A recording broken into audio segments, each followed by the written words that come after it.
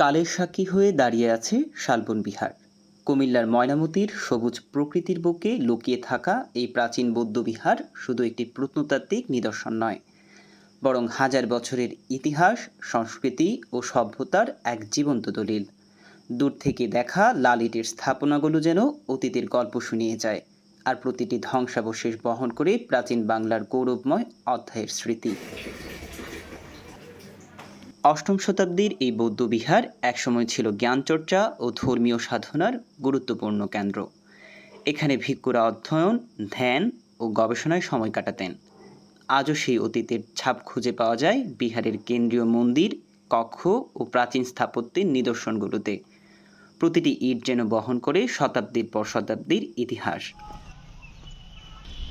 আমাদের যে পূর্ব সভ্যতা আছে তারা এখানে মাটি চাপা পড়ে গেছে, তো তাদের সভ্যতা দেখার জন্য মূলত এখানে আসা।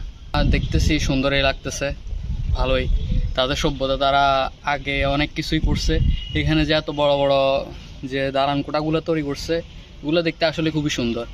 এখনকার জমানায়ও এত সুন্দর করে যে দালান কোঠা যে এভাবে তৈরি করছে, এটা এখনও অনেকেই করতে পারে না। অনেক কিছু দেখছি, ওনাদের জাদুঘরেও গেছিলাম, ওইখানেও অনেক সুন্দর সুন্দর স্থাপনা রয়েছে। বর্তমানে দেশ বিদেশের অসংখ্য পর্যটক ও গবেষক শালবন বিহারে আসেন ইতিহাসকে কাছ থেকে অনুভব করতে।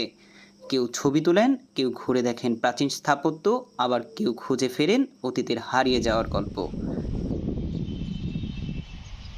সময়ের বিবর্তনে অনেক কিছুই বদলেছে, কিন্তু শালবন বিহারের ঐতিহাসিক গুরুত্ব ও সৌন্দর্য আজও অমলিন।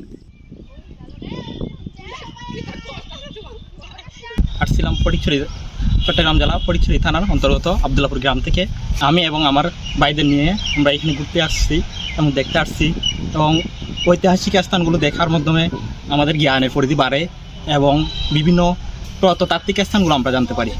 আমার বাবা মার সাথে এদিকে আমি ঘুরতে এসেছি। আমার বাসা কুমিল্লায়। অনেক কিছু দেখেছি, গাছিনিয়া, কুয়া, আবার অনেক কিছু দেখেছি। জায়গা সুন্দর, মনোরম পরিবেশ, এরকম আসা হয়েছে অনেকবার। এটা সাইকেল টাইপার। ইতিহাস, ঐতিহ্য ও প্রকৃতির এক অপূর্ব সমন্বয় শালবন বিহার। প্রাচীন বাংলার গৌরবময় অতীতকে ধারণ করে এটি আজও দাঁড়িয়ে আছে দৃঢ়ভাবে। নতুন প্রজন্মকে পরিচয় করিয়ে দিচ্ছে আমাদের সমৃদ্ধ ঐতিহ্যের সঙ্গে।